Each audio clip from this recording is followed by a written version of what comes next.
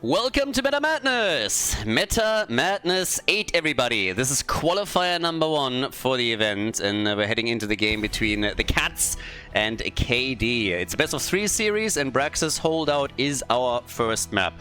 Now, first and foremost, let's go about what Meta Madness is in general, and then a bit more specifically what exactly you can expect with this particular tournament. Meta Madness is a tournament concept that I invented a couple of years ago, where you cannot pick the same hero more than once within a series. You should actually be familiar with that. We used a lot of tournaments in the past, even some that were not Meta Madness, with similar rules. So this is by now quite popular in the Heroes of the Storm scene.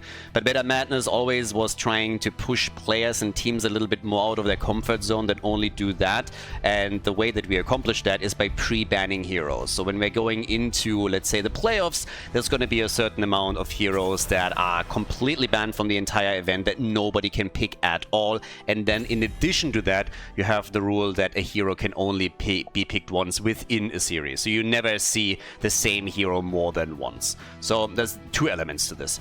And the way that we determined the amount of pre-banned heroes was always subs on the Twitch channel. So if you're somebody that usually watches these games on Twitch and you sub to the Twitch channel, or you gifted subs at any point, that all contributes to more heroes being banned for the next qualifier, for the playoffs, and so on and so forth.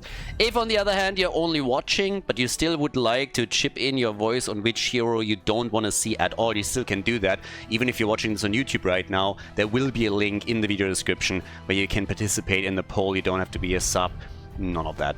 This tournament is completely financed by myself. This is $2,000 of prize money that we have on the line here, and we're going to have 5 qualifiers in total, and that leads then into the playoffs. So we're going to have 4 to 6 weeks of content with Meta Madness here, and what you're currently watching is the first qualifier.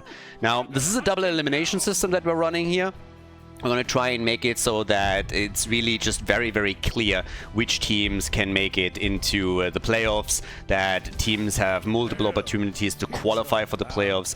With one qualifier after another, you're gathering points, and then it all depends on ranking, and this is the first round. So all of these games are best of 3s, and of course, already we're having a pretty interesting map too with Braxis Holdout. The Cats here with Genji as a first pick. Now this is qualifier number 1. That means that right now we do not have any pre-bans. Currently, there are no pre-bans.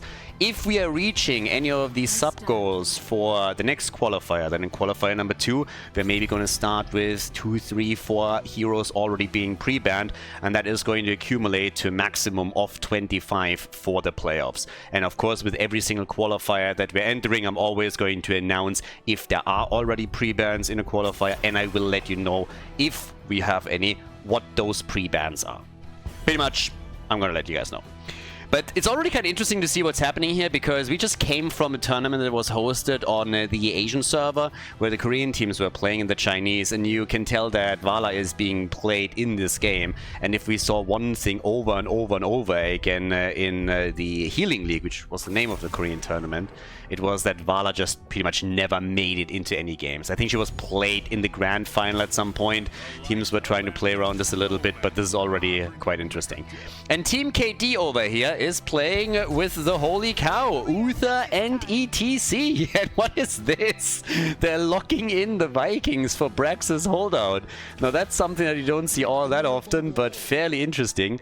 That's going to make it much easier for them to hold the healing beacon. And here comes Khaldor for Nemesis. Yeah, I've seen these boys already once before. That gets us going for game number 1, everybody. Meta Madness 8, qualifier number 1. Here we are, and we're heading straight into our first map. It is Braxis Holdout. So without further ado, let's go. Game number 1, and it's party time. On the left in blue, we got the Cats with Drak here on his account, Dr. Reader with Jana. Captain Rex on Stukov, Yereth on the Vikings, Unforgiven is playing Genji, and Cat9 is playing Vala. To the right side of the map, the opponent, KD with Nemesis playing Khaldor. We got Atomic on Tychus, Sideswipe on ETC, Sylvanas on Uther, and I IG is playing Hogger. Also, quick side note, everybody can participate in this tournament, or in the qualifiers at least, so this is open to the public. That also means that we're going to have, of course, some discrepancies in skill level and the early rounds of each qualifier. I mean, it's pretty much a given. It's kind of what tournaments, and particularly qualifier tournaments, are for. But let's see what they can do here. I'm actually excited. We already have an extended range for Tychus as his level 1 talent. So we go in with Press the Advantage for him. We have also Auto Attack for Vala. That doesn't come as a shock. And down at the bottom of the map, they're also trying to go for some structures here. So they will get a decent amount of damage in. Towards the top side, of course, we see the cats respond. They're starting to move in with a similar play. And we also have with Khaldor now the barbed chains. And look at that little play over here. So the Vikings are already trying to delay these a bit, and they're just proxy these. It's actually kind of interesting that Eric is currently doing this, because normally when you're seeing any kind of proxy with Vikings, it's Balog that you're sending in, but it seems that they want his increased attack damage to help breaking through the wall, and they're doing a good job at the top lane. So anything that results in a trade in structures this early in the game just accelerates the game. It makes the game so much faster, and that's basically what we're seeing here. But there is a difference. Down to the bottom of the map, after the wall is destroyed, they move towards the top, trying to attack here too. So a couple of Vikings are being killed. The top fort has not been destroyed yet. It has suffered some damage though. And Vala also with only 4 stacks thus far. As the Vikings are already doing exactly what they're supposed to do, they're starting to take control of the macro elements on the map and get an advantage for the blue team on the beacon. And they're trying to continue this even further up at the top, as you can see right now. So let's see how far they can push this. 16 stacks for Vala. And right now the beacons are actually under the control for a second from KD. I like it. So they're already fighting back against the cats here and lock in 18% for themselves, which is actually kind of funny, because no matter what you do, even if your opponent gets 100%, you always end up with 18 yourself. And oh, that double kill. Tychus is gone, and so is Khaldor. They also eliminate Uther, and this is going to be another kill maybe? Nope, thanks to the Uther Ghost, ETC still survives. But that was, of course, a big blow early on against Team KD. We now have them with the bigger they are, which is honestly an interesting choice together with Press the Advantage. Normally, when we see Press the Advantage being chosen, it's the Combat Tactician on level 4 that you will get. Helps you a bit with stacking your damage talents, but they're really just trying to burn this down. It's still an interesting choice. The combo usually is a bit different when you're trying to do that, at least when you're looking at the top level of play. And then at the same time, we now have also the armor of the Archlich up to the top. There it is. The Viking gets taken out, but as you can see, the first objective goes to the blue team. So now they have taken the lead in objectives, and in experience, they're very quickly pulling ahead by an entire level already as is. In addition, we now get the Dragon Claw for Genji. And yeah, this topside push could become a problem, because the fort is already gone and they are very quickly starting to threaten that keep. Now we're only 3.5 minutes into the game, so this is not really hitting too hard yet, but the wall at least should be opened up, and maybe they can damage the keep a bit as well. Time will tell. Obviously, with Khaldor, they're still hoping to just stop that push as early as they can. But with Uther dying, that's a huge problem. Him going down here means he can heal with the Ghost Form a little bit faster. But there's level 7 now on the board for the blue team, and they're just mercilessly pushing through this. I mean, these guys are really starting to wreck them. Vala goes down a bit too deep for her, which now means that she has lost one of her Gambit stacks. But look how much that top keep has already suffered. They might actually be able to get the entire thing, which is just incredible when you think about how early in the game we are. And yes, before the 5-minute mark, at 4 minutes and 30 seconds, the first keep is already destroyed. That is insane. That's just blatantly crazy. The cats showing their claws there as they are pushing hard for an early lead. And this is looking extremely good for them. So at this point, it's a huge blow against the ambitions of Team KD here. And we'll see what they can do with this.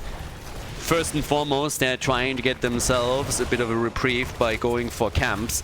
but I would be surprised if the blue team is not tempted to attack here a little bit, or at least delay them. They're currently trying to do exactly that. Delay them, allow the rest of the team to rotate in, and then maybe steal it away while the Vikings are already pushing and are getting in position for the next objective. Hogga with a big ping pong over here. Yeah, they take the camp, but they're going to lose a couple of heroes, aren't they? Look at Genji trying to take Tychus down. Can't get close enough. Hogga falls, though. And Genji was hoping to get Uther. Can't kill him. Instead, barely receives a heal from Stukov before he himself dies. And they're coming in again for ETC.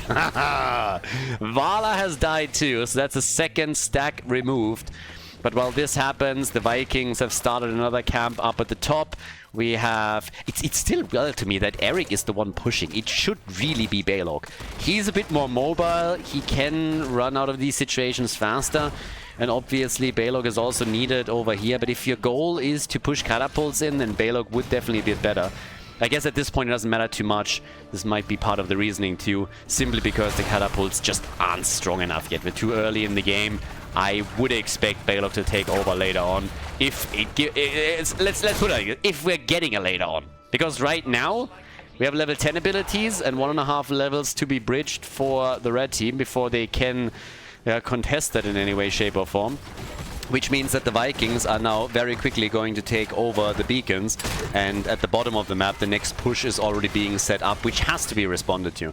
And Unforgiven with Genji is already trying to just slow this down a bit here to give them more time. So this is really a bit of a disaster. I mean, that top lane pressure is already out of this world.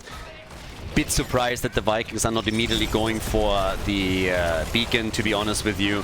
I don't think the core is going to take any damage here. Hogga is going to be able to push this back eventually. Or so I thought, and then he dies. What?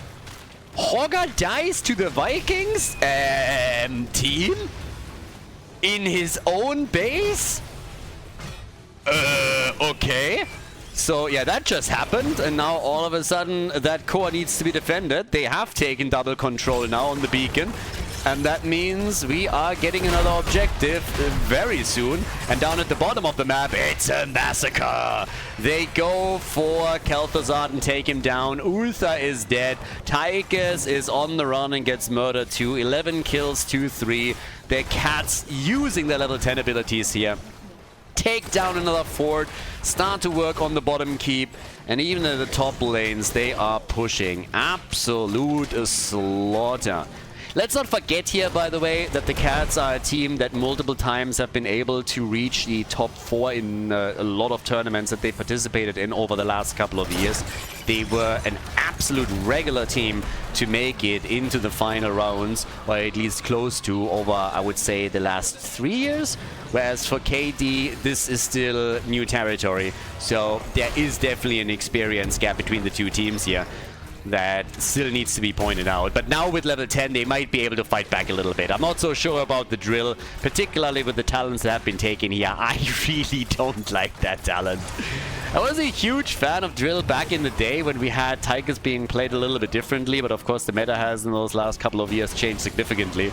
And these days, yeah, drill just isn't it. The value that you get out of it is very, very small. Here we now get one kill after another. They couldn't quite go for the holy cow just yet, at least not a proper one. And this is an onslaught that they're not going to survive here. We have 62,000 siege damage for Vala, 28,000 and 26,000 are the top hero damage numbers for Hogga and for Vala. The drill is out and does what it usually does, aka nothing, and that's going to be the end of the game. They're going to end this before the 10-minute mark if they're pushing quickly.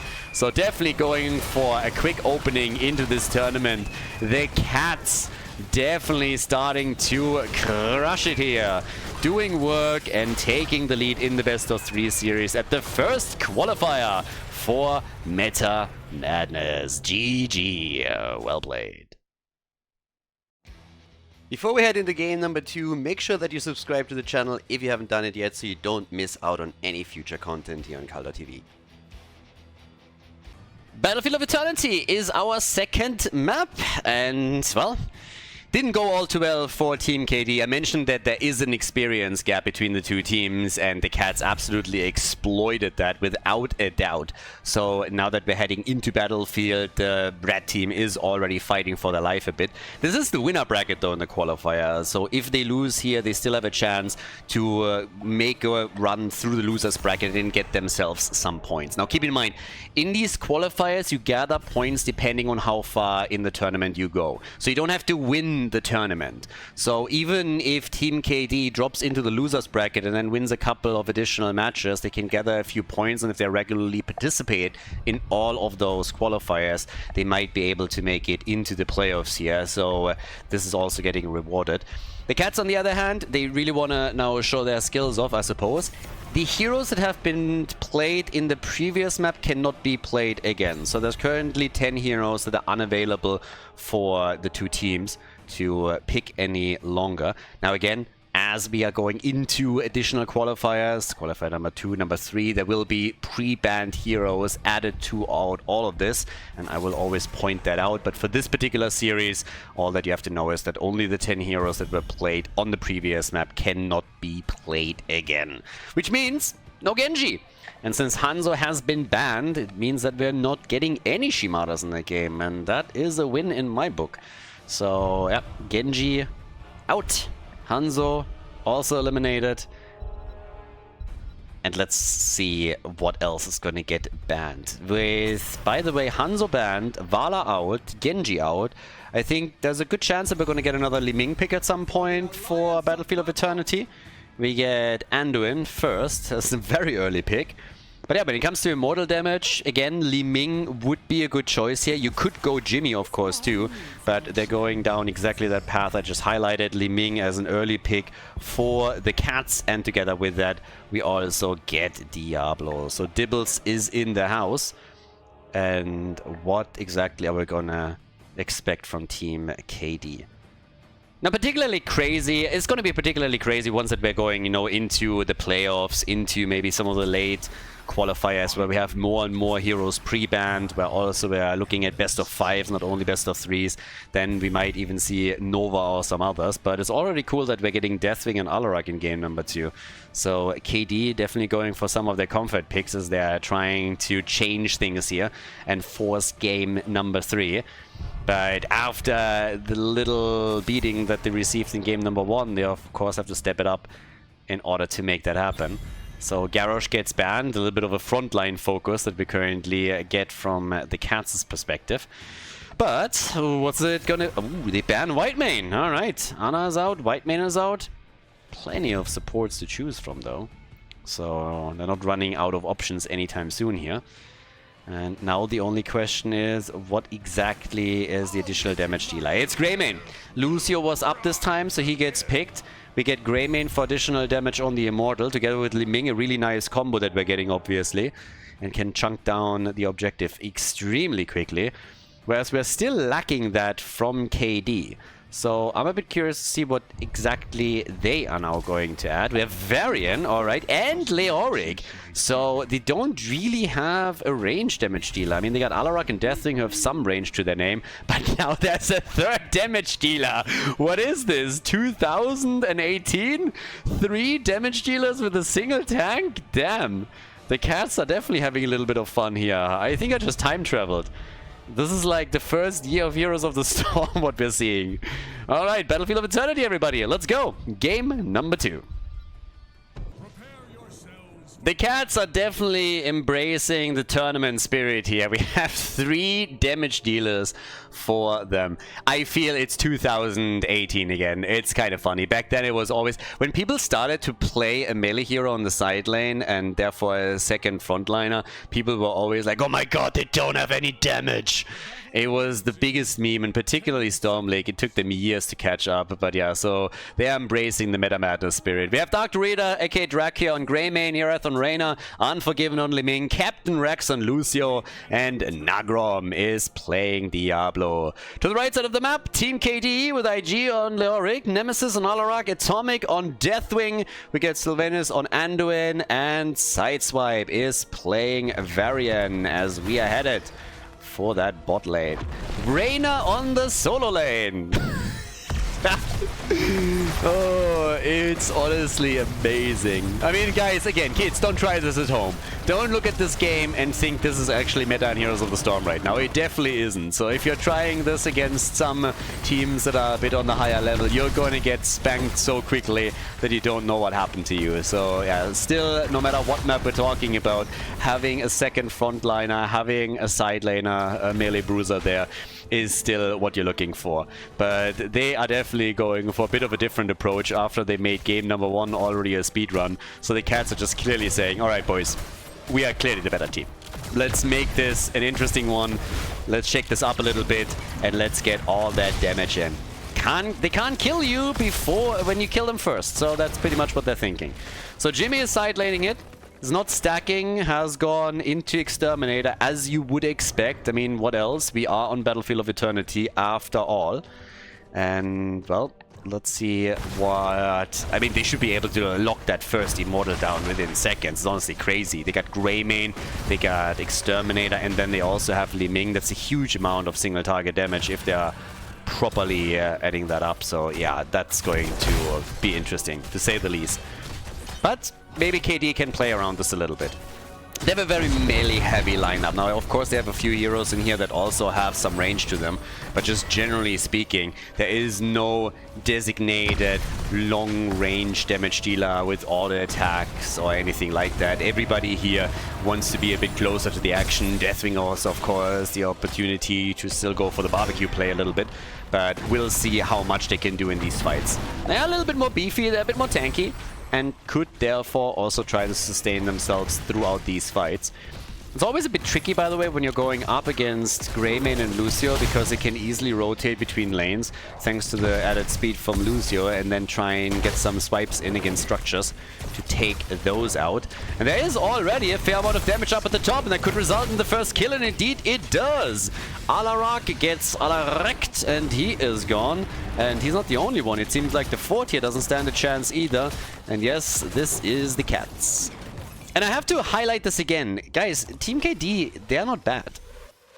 People always look at some of the top-level games that we're showcasing, and they're looking at some of the kills that happen, some of the heroes that get eliminated, and the comments are always the same. Oh my god, are these people bronze? I'm better than this. And, well, the truth of the matter is, no, you're not. You're not even close. You think you are, but you're not, and you don't understand how close and small the margin of error is. So KD is by no means a horrible team, but they're just not on the same level as a team that for years has played on competitive. We had this multiple times in the past, where teams that people thought were just meh, because they lose against some of the absolute top teams, went up against some amateurs, and then all of a sudden you saw how big the gap really was, and this is getting showcased here, at least to an extent again. Tournament experience matters a lot, and that is something that the Cats have in spades, and they are showcasing that now. 2 kills to 1, yes, they lost Diablo, but they easily won the Immortal. I mean, look at this. This is 100% on the shield. It's a massive shield, and now Leoric is dead as well. So 1 kill after another, and even Alarak goes down in this situation. And this is looking very good, as expected, for the Cats. They have level 7, that means an extra talent. Top fort has already been destroyed. And there is no doubt what's going to happen to the fort at the bottom of the map now. If you have an Immortal that is that strong, has the full shield available, then yeah, you are going to... Atomic, no! Okay, he kind of misaligned that a little bit. My man needs glasses. I was looking into the wrong direction there, but yeah, so corrected that quickly, but of course they cannot save that fort. From the beginning, this was a lost cause. No chance. The question is more so what can they save at the bottom of the map. I honestly don't think that they're going to lose the keep. It's way too early in the game. We're not even at the 5-minute mark yet. We're just about to hit it. But they're going to lose that wall. And this is, of course, an incredible value from Immortal number 1. They might even be able to get there. I don't think so, but they're doing so much damage here. So the Cats, they are on the warpath right now. Yeah, they're absolutely feral at this point. going in, nearly taking that fort out. They couldn't get any additional kills. Jimmy, by the way, still pushing up at the top and also getting some solid damage in on this wall here. So it's a two-pronged attack, and guess what? That bottom fort, that bottom keep, it's falling after all. They're coming in. And they're taking it out. 5.5 minutes in, and KD is losing their bottom keep as Jimmy destroyed a tower at the top. That 4-man push bot side was enough for them to get a lot of stuff done here. And yes, they are looking better and better here. Another attack is coming. They're moving in again. And boy, oh boy, they're even sieging up on the core now because they have level 10 abilities. Once that you have heroics and your opponent doesn't, you know that you are in a great position to just push and siege up. They take down Deathwing, they take down Alarak. Death timers are, of course, incredibly close, but they're playing out this entire battle with only 4 as Jimmy is pushing up at the top completely solo against the opponent's second keep. And with level 10 abilities, they're just looking great. He hasn't even used Hyperion yet and could still do exactly that. It's 6 kills to 1. If I was Hirat, I would have dropped the Hyperion as quickly as possible. But now he's gonna die. Yeah, he definitely stayed a little bit too long there. It was the quickest way back to base, I suppose. But yeah, that was a little bit too much even for him to handle. So we have 20,000 damage for Liming, 11,000 for Alarak on the other side. And the next Immortal is coming up. And I'm pretty sure if the blue team is able to get another 100% on the shield, then it's also going to be the last Immortal. Let's put it like that. But yeah, Jimmy and Diablo, they have been reported for feeding. Both of them. So they have already been punished. And look at this. They're trying to force the fight because they still have that level 10 advantage. So they're trying to make the best out of it. Get as many kills as you can, as Jimmy has decided that he just goes up his entire game against minions. It's not interested in fighting team fights. This is a 4 versus 5, by the way. But of course, one team has level 10 abilities and the other doesn't. So that means Leo and Varian are now both dead. And Jimmy is again ready for that top keep and is already here. If Hirat would have dropped his Hyperion early when he got it, he could have now dropped the second one and get this 100%. They're still not fighting for the Immortal, by the way. They want to go for core, and they're starting to take the shield down slowly as Hirat gets the top keep. They are still 3 levels ahead, and now that they've destroyed all of the keeps, they're starting to fall back a little bit in an attempt to get the Immortal. I shouldn't call it an attempt. They're gonna get it. We both know it. You know it. I know it. So, yeah. KD, they finally have the level 10 abilities, but it might just be too little too late. It is too late. Unless they now at the halftime show go for a full 5-man wipe, they are really in trouble. So we'll see if they can do that somehow, but I have my doubts. Light bomb engage with Alarak. I like that. Good engage here, but where's the follow-up? They need a bit more than that. Diablo's pushing in. There's no talent advantage any longer for the Cats. Bit of a block in the trap here by Leoric as they're going in for the healer. They can't take Lucio down though, and the fight is turning against them again. And look at Jimmy. He's a man on a mission. Leoric dies, Alarak dies, Jimmy doesn't care, he doesn't give a shit. He's sitting there, he sees Deathwing die, he sees Varian die, and he's like, team, you got nothing on me. You can maybe kill them all, but I'm gonna be the one to end this game. I'm gonna be the one with a big damage. It's all me. Look at my siege damage, look at my siege damage. Aren't I awesome? 66,000, and that is a 2-0 victory as the Cats move on to the next round in the winner bracket of qualifier number 1 at Meta Madness. GG, well played.